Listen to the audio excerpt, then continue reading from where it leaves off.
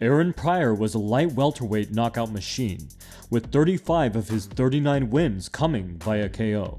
And he accomplished this while punching with his chin high in the air, with little of the structure used for power and protection that most boxers learn on day one. The downsides to performing the art of boxing in this manner are pretty obvious. But despite this, he enjoyed a massive amount of success. Something was making up for Pryor's lack of traditional safeguards, and that was his footwork.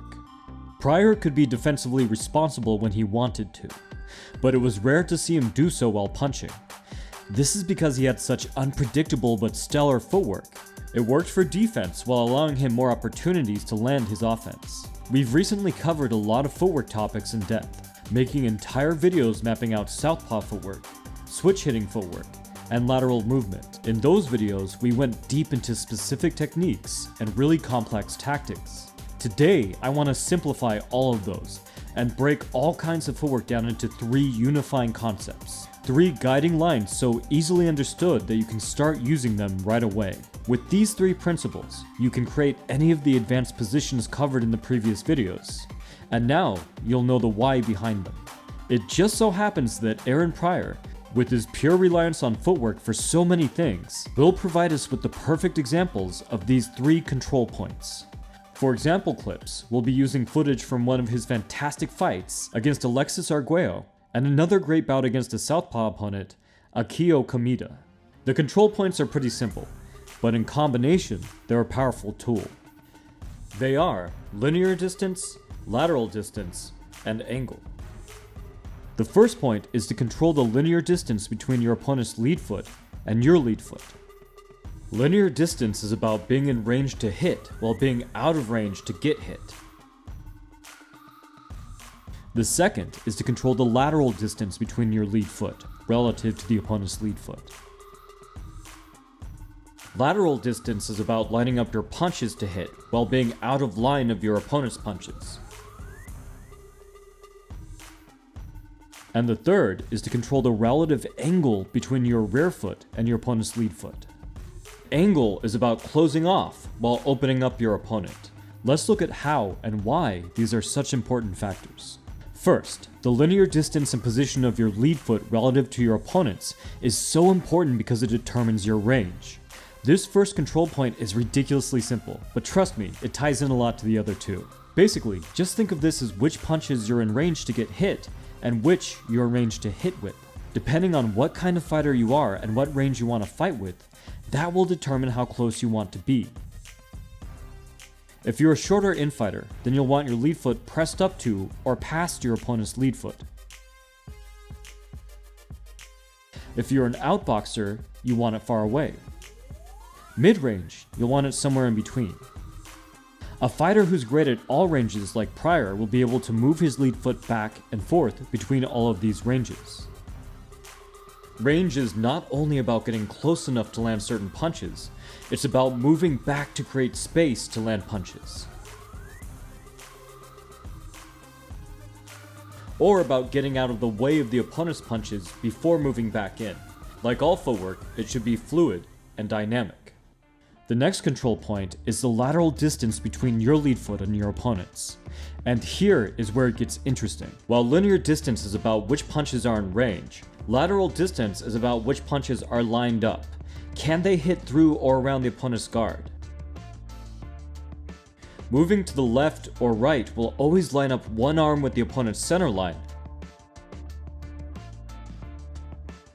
while creating an angle for your other arm. Here, moving left lines up Pryor's right shoulder with his opponent's nose, while creating space for his left attacks to come from the side.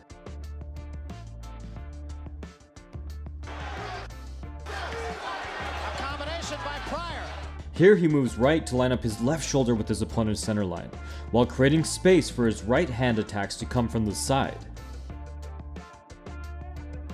Here he plays between moving left and right to line up different attacks, while taking away some of his opponent's attacks.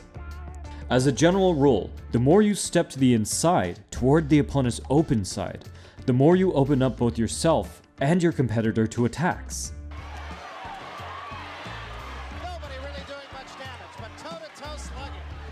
The most basic and simple method in boxing is to step forward, adjusting the linear distance, while stepping slightly inside, adjusting the lateral distance. This will put you in range for your jab, but also the step inside will create an angle around the opponent's shoulder and arm, so it's not in the way and you can get at them. It's like medieval cavalry flanking a group of foot soldiers to make their shields ineffective. See here how landing the jab from the correct position where it connects with impact allows Pryor to follow up with his other punches. These details matter, and learning them really pays off.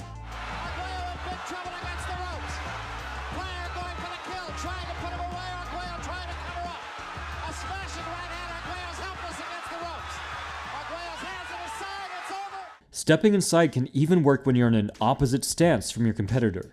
Even though it's generally considered the worst position against southpaws, it's all how you use it. Check out our video on southpaw tactics to learn more. Just remember that the deeper you move your lead foot inside, the more you open up both yourself and your opponent to attacks. When Pryor stepped deep inside, he bet that he was either better or just plain tougher than his competitor, because stepping inside puts both your opponent and yourself at more risk. In contrast, stepping outside is generally thought about in terms of cutting off your opponent's attack while lining up your own. If done quickly, you will force them to spend time turning to face you again. In the meantime, while they're doing that, you can attack at will. Either way, inside or outside, can be used to quickly exit an exchange or avoid it altogether. Changing the lateral distance will force the opponent to stop moving forward and realign themselves.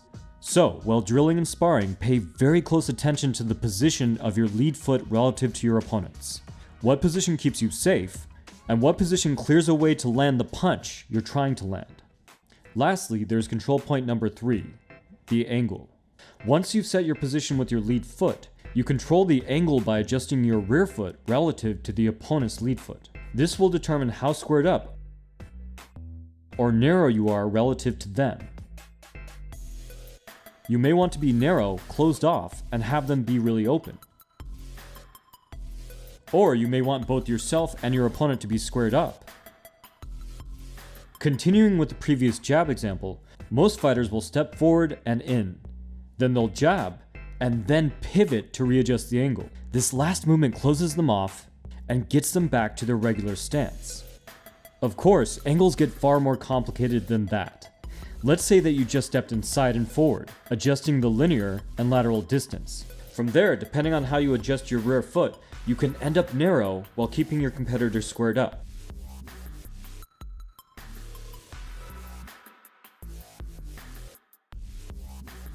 Or you can move into a squared up position, which is great for combinations.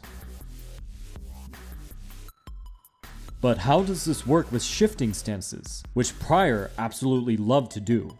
Well, it's all the same rules, but they apply to the new lead foot and new rear foot. Just remember, your lead foot controls linear and lateral distance, and your rear foot controls the angle. While these can all blend into each other, thinking about these basic factors and how they work together will give you the blueprint to construct beautiful footwork. While we like to show extreme examples for clarity, remember that a fight is won by fractions of an inch. That's not just punches, that's the subtlety of your footwork too. You can also control distance with head movement and angle with trunk position, just in a more limited fashion. The footwork is the broadest brushstrokes, what Pryor was so good at. Think of these 3 control points as the framework. Get good at these, and you could rule the ring like Pryor.